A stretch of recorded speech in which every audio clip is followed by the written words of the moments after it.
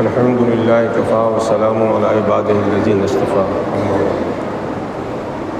اعوذ باللہ من الشیطان الرجیم. بسم اللہ الرحمن الرحیم. ومن یشاقق الرسول من بعد ما تبین الہدی ویتبع غیر سبیل المؤمنین نولہ ما تولی ونصلہ فی نار جہنم. وقال قال رسول اللہ صلی اللہ علیہ وسلم یاتی علی الناس زمان یاتی علی الناس زمان ہمہم فی بطونہم وبطونہم آلہتہم او کما قال علیہ الصلوۃ والسلام. معزز حاضرین کرام، صدر محترم و ذمہ داران و راکین وفاق العلماء، خصوصی مہمان معظم، اللہ تبارک تعالیٰ جل شانہ کا فضل و کرم اور احسان عظیم ہے کہ اس نے ہمارا آپ کو دین کی نسبت سے جمع ہونے کی اللہ نے توفیق دی. بغیر تحمید و تمہید کے ابھی جو رد شکیلیت کے سلسلے میں ہمارے علماء کرام مفصل روشنی ڈال چکے ہیں، مختصر سی بات ہمارا آپ یہ سمجھتے چلیں، جیسے کہ ابھی آپ کے سامنے قرآن شریف کی آیت پڑھی گئی. اللہ تعالیٰ ارشاد فرماتا ہے وَمَن یُشَاقِقِ الرَّسُولَ، کہ جو شخص رسول کی مخالفت کرتا ہے، وَيَتَّبِعْ غَيْرَ سَبِيلِ الْمُؤْمِنِينَ، وَمَن یُشَاقِقِ الرَّسُولَ مِن بَعْدِ مَا تَبَيَّنَ الْهُدَىٰ، یعنی اللہ تعالیٰ نے دین اسلام کو ظاہر فرما دیا، صحیح راستے کو ظاہر فرما دیا، اس کے بعد بھی آدمی جو ہے اللہ کے رسول کی مخالفت کرتا ہے. اب آپ سوچتے ہوں گے اللہ کے رسول کی مخالفت ہم تو نہیں کرتے، لیکن میرے محترم، بڑے فخر کی بات یہ ہے کہ ہمارا آپ کو اللہ تعالیٰ نے ایمان کی دولت سے سرفراز فرمایا. آخری نبی آقائے مدنی حضرت محمد مصطفیٰ صلی اللہ علیہ وسلم کی امت میں پیدا فرمایا، لیکن ہر ایک آدمی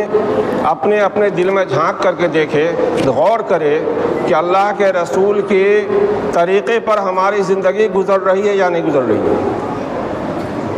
سب سے پہلی بات تو میں آپ کو یہ کہنا چاہوں گا کہ آج چاہے رد شکیلیت کا فتنہ ہو، قادیانیت کا فتنہ ہو یا مختلف قسم کے فتنہ ہو، عام طور سے وہی آدمی اس فتنہ کے اندر مبتلا ہوتا ہے جو دین علم سے نابلد ہے.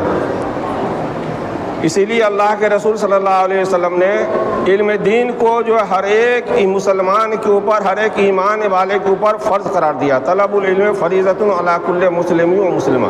کہ ہر ایک ایمان والے پر، ہر ایک مسلمان کے اوپر، چاہے وہ عورت ہو یا مرد ہو، علم دین کا حاصل کرنا فرض ہے. ابھی تو اللہ کا بڑا فضل کرم ہے کہ ہر علاقے میں، ہر گاؤں کے اندر جو ہے تحصیل علم کے ذرائع موجود ہیں، جبکہ اللہ کے رسول کا حکم یہ ہے اطلبوا العلم ولو کان بالصین، کہ علم کو تلاش کرو، علم کو حاصل کرو، اگرچہ چین جانا پڑے، یعنی دور دراز ملکوں میں بھی جا کر کے اگر علم حاصل کر سکتے ہو تو اس کا حاصل کرو. تو میرے محترم، رسول کی مخالفت، صحیح بات اگر یہ دیکھا جائے تو ہم لوگ مسلمان ہو کر کے، ایمان والے ہو کر کے بھی ہم لوگ جو ہے اللہ کے رسول کی، اپنے نبی کی مخالفت کر رہے ہیں، چاہے وہ اخلاقیات کے اعتبار سے ہو، شکل و شباہت کے اعتبار سے ہو، علم دین کے اعتبار سے ہو، یا ان کے نہج کے طریقے پر اختیار ہو. نہ جو بھی طریقہ دیکھیں، اللہ کے رسول کا جو طریقہ ہے وہ ہماری زندگی سے نکل چکا ہے. ہم صرف جو ہے مسلمانوں کے جیسے نام رکھ لینے سے مسلمان نہیں ہو جاتا. ایمان ایک ایسی چیز ہے، اسلام ایک ایسی دولت ہے، وہ خاندانی وراثت میں کسی کو نہیں ملتا. زمین جائیداد یہ ورثہ میں ملتا ہے، لیکن مذہب اسلام جو ہے وہ جو ورثہ میں نہیں ملتا کہ ہمارے باپ دادے مسلمان تھے، ہم اس گھر میں پیدا ہو گئے، ہم بھی مسلمان ہو گئے. جی نہیں، ایمان کو سیکھنا ہوگا، اس ایمان کو حاصل کرنا ہوگا، ایمان کے طرائقوں سے مضبوطی کو پکڑنا ہوگا کہ ایمان کیسے حاصل ہوتا ہے اور ایمان کیسے نکل جاتا ہے. ہماری اور آپ کی ساری قد و کاوش ابھی موجودہ زمانے کے ایک حدیث جو میں نے ابھی کے سامنے پڑھا کہ یاتی علی الناس زمان ہمہم بطونہم و بطونہم آلہتہم، کہ اللہ کے رسول نے فرمایا کہ ایک ایسا زمانہ آنے والا ہے، ایک ایسا وقت آنے والا ہے کہ انسان کی ساری کوشش اپنے پیٹ کے لیے ہوگا، پیٹ بھرنے کے لیے ہوگا۔ یاتی علی الناس زمان ہمہم بطونہم، ساری قد و کاوش جو ہوگی انسان کی وہ اپنے پیٹ کو بھرنے کے لیے، اپنے عیش و آرام کے لیے، اپنے جو ہے اراضی کو بنانے کے لیے، دولت جمع کرنے کے لیے، یعنی ساری محنت اس کی جو ہوگی وہ دنیاوی عیش و آرام حاصل کرنے کے لیے۔ وَبُطُونُهُمْ آلِهَةٌ، اور یہ مال و دولت، یہ ان کا پیٹ کا بھرنا گویا کہ ان کا خدا بن جائے گا، ان کا معبود بن جائے گا، کہ اسی کی بات کے مطابق وہ اللہ کے حکم کو توڑیں گے، اللہ کے رسول کی نافرمانی کریں گے۔ آج ہمارا آپ یہ غور کریں، سوچیں کہ ہمارے اور آپ کے اندر کیا یہ جذبہ، یہ شوق، یہ طریقہ ہے یا نہیں ہے؟ میرے محترم، چاہے شکیلیت کا فتنہ ہو، قادیانیت کا فتنہ ہو، آج کوئی نئی بات نہیں ہے۔ ہم اور آپ تو قرب قیامت کے زمانے میں بھی زندگی گزار رہے ہیں۔ قرون اولیٰ کا زمانہ کی تاریخ اٹھا کر کے دیکھیں۔ آقا مدنی صلی اللہ علیہ وسلم کے وصال کے بعد، دنیا سے تشریف لے جانے کے بعد، پہلے خلیفہ حضرت ابوبکر صدیق رضی اللہ تعالیٰ عنہ خلیفہ اول ہیں۔ اس زمانے کے اندر بھی کئی لوگوں نے جو ہے نبوت کا دعویٰ کیا، جس میں سے سب سے بڑے جو ہے جتھا والے، جماعت والے مسیلمہ کذاب ہے۔ اس کے بینر تلے ایک دو نہیں، 70,000 آدمی نے جو ہے مسیلمہ کو اپنا نبی مان لیا۔ حدیقۃ الرحمن جو یمامہ کے اندر ہے، وہ اتنا بڑا باغ تھا، اتنا بڑا باغ تھا کہ اس کے اندر جو ہے 70,000 جو ہے اسلحہ سے لیس جنگجو پہلوان مسلمہ کذاب کا اس باغ کے اندر موجود ہے۔ حضرت ابوبکر صدیق رضی اللہ تعالیٰ عنہ کو جب خبر ملتی ہے تو آپ نے صحابہ کرام کو بلا کر کے آپ نے اعلان فرمایا کہ یہ فتنہ کو جو ہے دبانا ضروری ہے،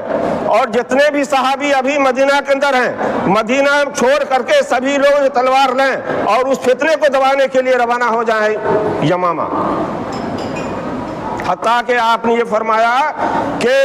ایک بھی آدمی مدینہ میں نہیں رہے، یعنی اس سے سمجھ میں آتا ہے کہ ختم نبوت فتنہ کو دبانا کتنا اہمیت رکھتا ہے، اس بات کو سمجھانا مقصد ہے۔ ہمارا آپ تو کانوں پہ جو ہے روئی ڈال کے پڑے ہوئے کہ جہاں ہو رہا وہاں ہو، جہاں ہو رہا وہاں سمجھا جائے گا، لیکن اس واقعے سے سمجھنا یہ ہے جبکہ قرون اولیٰ کا زمانہ ہے، قرون اولیٰ کا زمانہ ہے، اس زمانے کے اندر فتنہ جب سر اٹھایا ہے تو حضرت ابوبکر صدیق رضی اللہ تعالیٰ عنہ پہلے خلیفہ فرماتے ہیں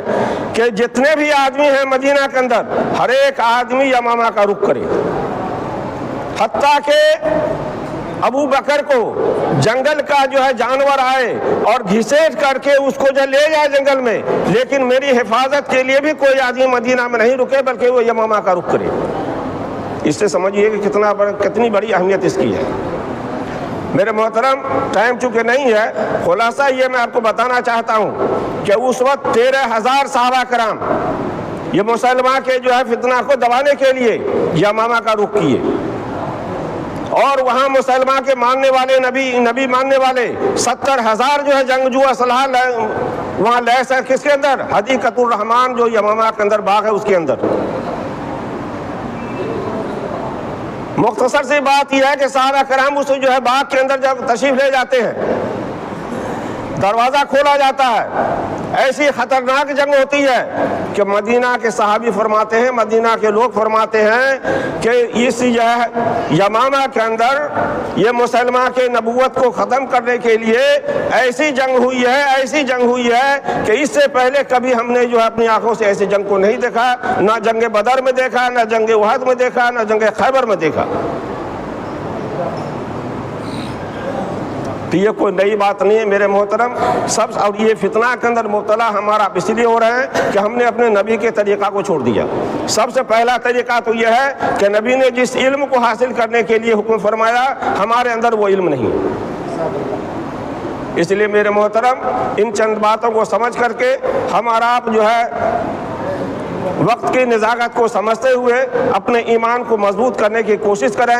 اور کسی طرح کے بہکاوے میں آنے سے پہلے ہمارا اپنے علاقے کو علماء کرام سے رجوع کریں اور ان سے معلومات کرنے کے بعد ہی ہم لوگ کسی طرح قدم اٹھاویں۔ اللہ تعالی ہمارا ان باتوں کو سمجھ کر عمل کرنے کی اللہ توفیق عطا فرمائے، آمین ثم آمین۔